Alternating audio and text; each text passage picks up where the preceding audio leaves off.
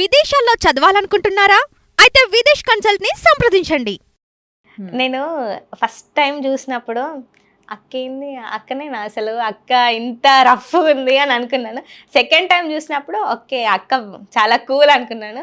మళ్ళీ ఇప్పుడు third time interview కోసం అనేసి ఓకే అవి రెండు మిక్స్ అయిన తర్వాత ఇక్కడ చూస్తే దిమ్మ తిరుగుతుంది నాకు. పాటలు అలాగే కొంచెం రౌడీ కూడా ఉంది. సో అంటే ఇంత బయటికి రావడానికి అంటే ఒకరిని నేనేంటో చూపిస్తా అని చిట్కేయడానికి అసలు ఎందుకు? అంటే అంత మోసం చేసిరు కదా, అంత మోసం చేసిరు. మాట్లాడుతుంటేనే కళ్ళలో నీళ్ళు వస్తాయి తెలుసా నాకు. అంత మోసం చేసిరు వాళ్ళు. 100% దేవుడు వాళ్ళకి పక్కా చూపిస్తాడు చూడు, ఏదో ఒక రూపంలో. ఇప్పుడు హ్యాపీగా ఉంటారు, ఉండని. నా వల్ల చాలా మంది హ్యాపీగా ఉంటారు, ఉండని. తర్వాత తెలుస్తుంది ఒక్కొక్కరికి. ఇప్పుడు అలాంటి వాళ్ళకి మీరు ఏం చెప్దాం అనుకుంటున్నారు? ఏం లేదు, ఎప్పుడైనా సరే ఒక మనిషిని తొక్కాలని చూస్తే దేవుడు తర్వాత నిన్నే తొక్కుతాడు. అవును, ఆ రోజు వస్తుంది, దగ్గరలో ఉంది అది. సరే, ఇవన్నీ ఈ వార్నింగ్లు ఇవన్నీ పక్కన పెట్టేసి సో మీకు ఇష్టమైన సాంగ్ ఒకటి ఇప్పుడు మా కోసం పాడండి. ఓకే, యాక్చువల్లీ ఇప్పుడు ఫుల్ ఫేమస్ అయింది ఆ పాట. ఓకే, నువ్వు ఇట్లా పాడు నాతో పాటు. నాకు అసలు పాటలే రావు. ఎందుకు రావు? వస్తాయి, రావు పాడాలి. పాడు, పర్లేదు. అక్కడెక్కడ ఉన్నాయి, ఇప్పుడు ఇక్కడికి రావాలంటే అది రాలేదు. వస్తాయి, టైం పడుతుంది రావడానికి అక్క. ఏం కాదు, పాడు, ఈజీ. సాంగ్ సితరాలం వద్దు, అస్సలే రాలేదు నాకు. సరే, ఇది చాలా హిట్ సాంగ్. ప్రభాక్క పాడారు ఈ సాంగ్. అవును.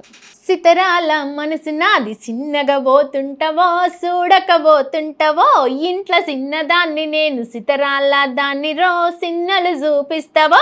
సితరాల మనసు నాది, చిన్నగా పోతుంటవో చూడకపోతుంటవో, ఇంట్లో చిన్నదాన్ని నేను సితరాల దాన్ని రో వెన్నెలు చూపిస్తావో. ఓ పిల్లగ వెంకటేశు చూడకపోతుంటవో కానకపోతుంటవో, నా పిల్లగ వెంకటేశు చూడకపోతుంటవో కానకపోతుంటవో. పిల్లగ వెంకటేశు చూడకపోతుంటవో కానకపోతుంటవో, నా పిల్లగ వెంకటేశు చూడకపోతుంటవో కానకపోతుంటవో.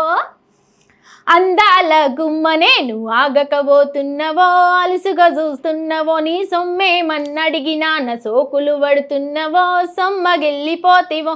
సో ఈ పాట మస్తు హిట్ అయింది. నువ్వు ఒక్కసారి ఇన్స్టాగ్రామ్ రీల్ స్టార్ట్ చేసినావంటే ఫస్ట్ గిదే పాట వస్తుంది. అవునవును, ఎంత హిట్. పిల్లగ వెంకటేశు చూడకపోతుంటవో కానకపోతుంటవో, నా పిల్లగ వెంకటేశు చూడకపోతుంటవో కానకపోతుంటవో. పాట బాగా హిట్ అయింది. ఓకే, ఇప్పుడు స్టెప్పులు కూడా చేస్తున్నారు. డాన్స్ మీద ఏమైనా ఇంట్రెస్ట్ ఉందా మీకు? ఎందుకు లేదు, ఫుల్ డాన్స్ ఉంది. అదే ఫస్ట్ కలిసినప్పుడే ఫుల్ డాన్స్ చేసేసారు. ఫుల్ డాన్స్ చేస్తాం, ఎందుకు చేయం? రీల్స్ కూడా చేస్తుంటాం కానీ అందరు చేస్తారు కదా, మనం కూడా ఎందుకు చేయాలని. ఫస్ట్ మైక్ పట్టుకొని స్టేజ్ మీద పాట పాడినప్పుడు అక్క మస్తు వాడింది అని అనుకున్నా. మేము డాన్స్ చేస్తుంటే వచ్చి నువ్వు కూడా డాన్స్ చేసినావు కదా, ఫిదా అయిపోయినా. అరే అక్క పాటలే కాదు డాన్స్ కూడా మొత్తం విరగదీసేస్తానని. అంటే డాన్స్ లోకి వెళ్ళాలి అని ఏమైనా ఇంట్రెస్ట్ ఉందా మరి మీకు? ఇప్పుడు ప్రెసెంట్ అయితే లేదు. ప్రెసెంట్ అయితే లేదు. ఈ యాంకరింగ్ సింగింగ్ ఇష్టం నాకు. ఓకే, అంటే ఫ్యూచర్లో ఏమైనా ఛాన్సెస్ వెళ్తారా మరి డాన్స్ కా? అవును. వెళ్ళరు, ఎందుకు? డాన్స్ ఇంట్రెస్ట్ లేదు. ఓకే, చేస్తారు బట్ వెళ్ళరు. చేస్తా కానీ వెళ్ళను. ఓకే, యాక్టింగ్ అయితే చేస్తా కానీ వద్దు, డాన్సింగ్ నచ్చదు నాకు. ఓకే, ఇప్పుడు మీరు సాంగ్స్ పాడుతున్నారు కదా, ఆ పాడిన సాంగ్స్ లలో మీరు ఎప్పుడైనా యాక్టింగ్ చేస్తారంటే ఏదైనా సాంగ్ లో? ఒక సాంగ్ చేసిన. ఒక సాంగ్ రీసెంట్ గా ఒకటి చూసాం, ఇంకేమైనా ఉన్నాయా? ఒక్క సాంగే. ఒకటేమో ఇప్పుడు బోనాల సాంగ్ ఒకటి, అది ఆషాఢ బోనం ఒక సాంగ్ ఒకటి. ఇంకోటి మన జబర్దస్త్ జీవన్ నేను ఇద్దరం కలిసి చేసినాం అనమాట వాడ. ఓకే, సో బాగానే పోయింది సాంగ్ అది కూడా. ఓకే, ఏం సాంగ్ అది? ఒకసారి మా కోసం ఒక 2 lines. జబర్దస్త్ జీవన్ నేను ఇద్దరం కలిసి చేసినాం, వరంగల్లో చేసిన పాట. ఓహో. పొద్దెక్కినంకలేసుడు తెల్లారగట్ల వచ్చుడు, పొద్దెక్కినంకలేసుడు తెల్లారగట్ల వచ్చుడు, సిగ్గుసరం నీకు సిగ్గుసరం, గింత సిగ్గుసరం లేకపాయ సుధీరు, రాత్రిరంతా యాడని షికారు, సిగ్గుసరం లేకపాయ సుధీరు, రాత్రిరంతా యాడని సికారు అవల్దరి అయినోని ఆటపాట వచ్చినోని అవల్దరి అయినోని ఆటపాట వచ్చినోని అవ్వతోడు నమ్మకే వరాలు నా మీద అంతా ఉట్టిస్తరే పుకారు అవ్వతోడు నమ్మకే వరాలు నా మీద అంతా ఉట్టిస్తరే పుకారు. అది యశు మాస్టర్ పాడిన పాట, ఇద్దరం కలిసి పాడిన పాట. చాలా బాగుంది.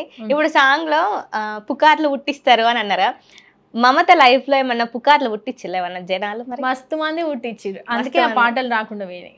అందుకే పాటలు రాకుండా తెలిస్తే అందరికి నిజాలు తెలిసే రోజులు మస్తు ఉన్నాయి కానీ మస్తున్నాయి.